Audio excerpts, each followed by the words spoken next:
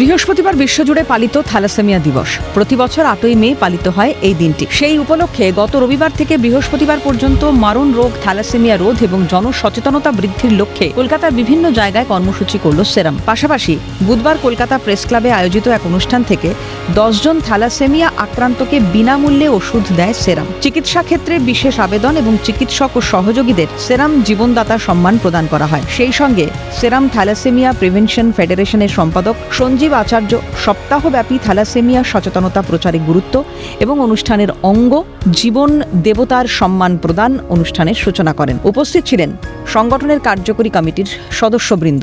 আমাদের মানুষের কাছে বার্তাটা পৌঁছে দিতে হবে যে কোনো পথে।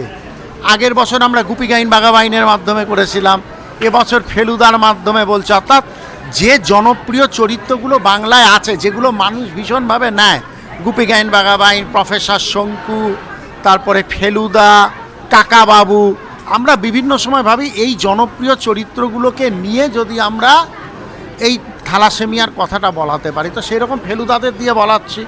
আর জীবন দেবতার সম্মান সারাটা বছর ধরে প্রচারের আলোয় থাকেন এমন বহু মানুষ প্রত্যক্ষভাবে পরোক্ষভাবে সমাজের কাজ করে যাচ্ছেন, চিকিৎসক, চিকিৎসা কর্মী বা সমাজের অন্যান্য সমাজ সংগঠকরা।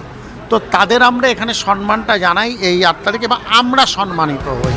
তবে এবারের সচেতনতা প্রচারের মূল আকর্ষণ ছিল পথনাটিকা, যার নাম দেওয়া হয় ফেলুদার বৈঠকখানা। নাটকটির রচনা এবং সম্পাদনা করেছেন সঞ্জীব আচার্য নিজেই। এছাড়াও বৃহস্পতিবার শ্যামবাজারের ভূপেন বোস অ্যাভিনিউতে জনতা জনসভা সহ রবীন্দ্র জয়ন্তী উদযাপন কর্মসূচি পালিত হয়েছে।